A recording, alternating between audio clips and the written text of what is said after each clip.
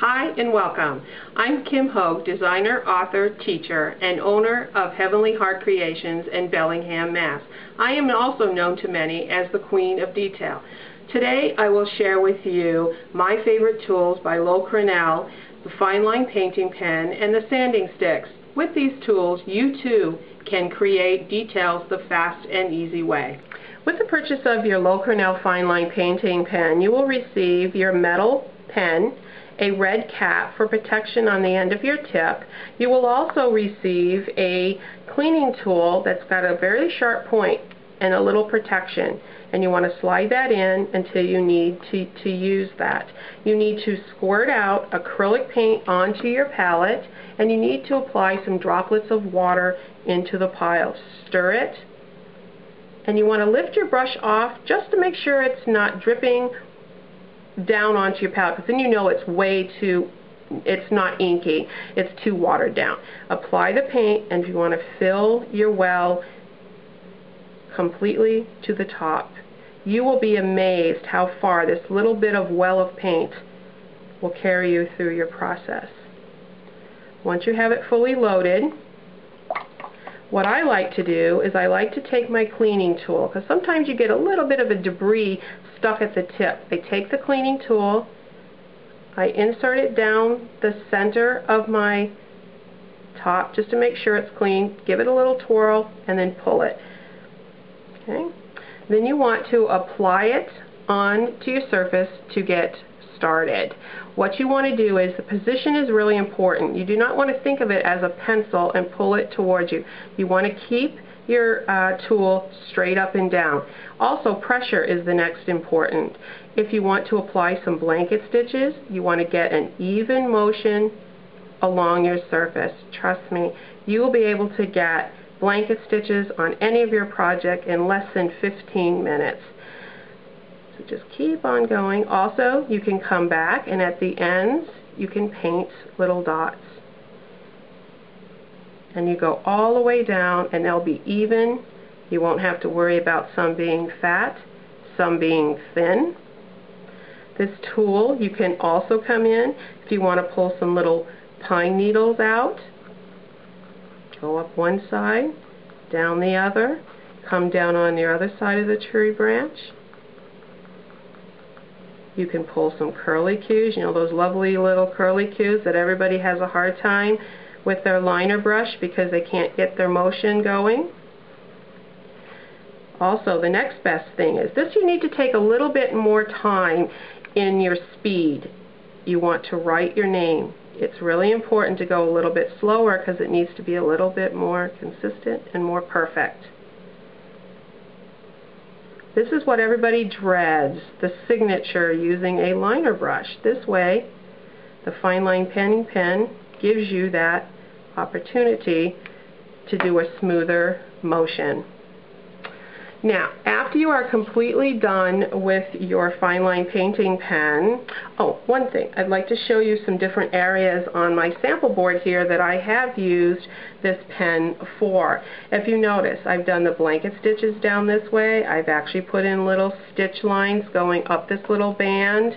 You can actually even put the little dots on in the tin. You can put the little scalloped edges.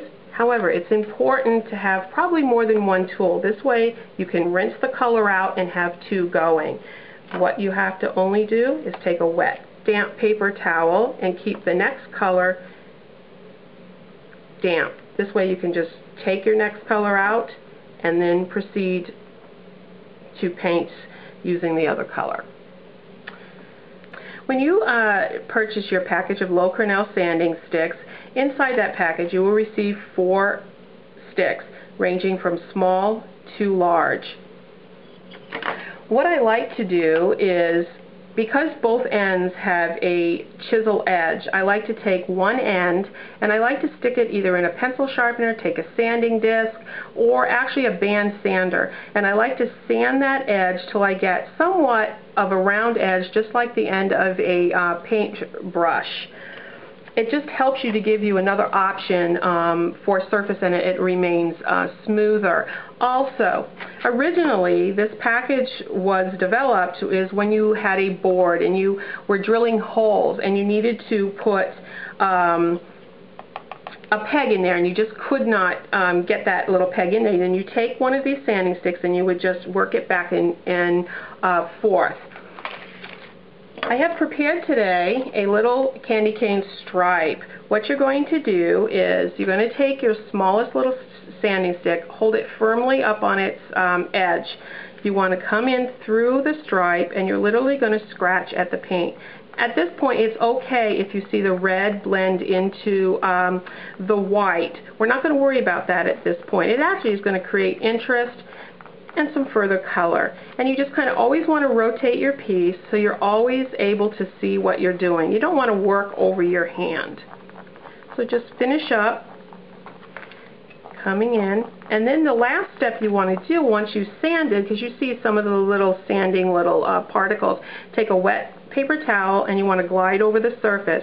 You're going to be able to now see the little textured lines that I have created. You're going to take the stick once again and you want to sand through the center. Now, if I had originally base coated this background in a white color, then your highlight would appear stronger and white. So I would just take a little liner brush and just redefine that line with a little bit of white paint.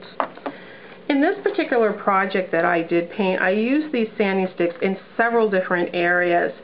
You notice I have a little checkerboard design that I painted here. Once it was thoroughly dry, I took my sanding stick and I just scratched right through the checkerboard into the center.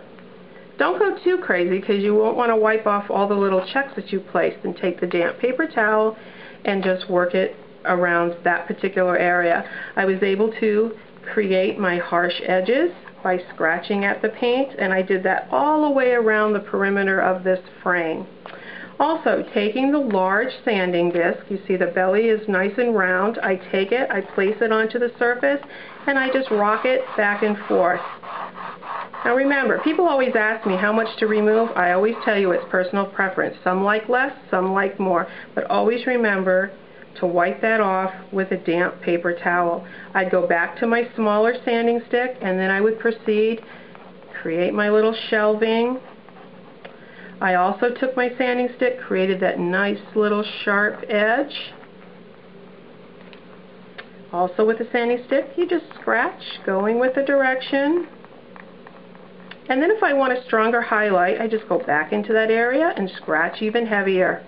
Always remember, the most important part is the damp paper towel. Toe, same exact way. Always place your stick where you want it to be the brightest. Come in, start, going with the direction.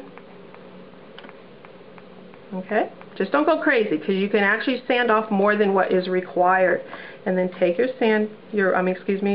wet paper towel and just go over that area. I'm also known to base coat and undercoat with a different color. In this case, I did golden brown. Then I came in on top with alpine green. What you want to do is you want to sand very aggressively back and forth, and you notice you do not need to have tons of paint for that top coat, because then you'll really be sanding like crazy.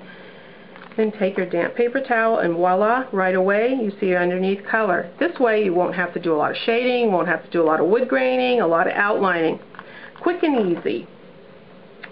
Okay, now down along in here you can also sand a little bit of area. Anywhere that you see that would create some further texture. Just remember, you want to make sure anywhere where you want to scratch your paint and you want a scratch line, you use the chisel edge.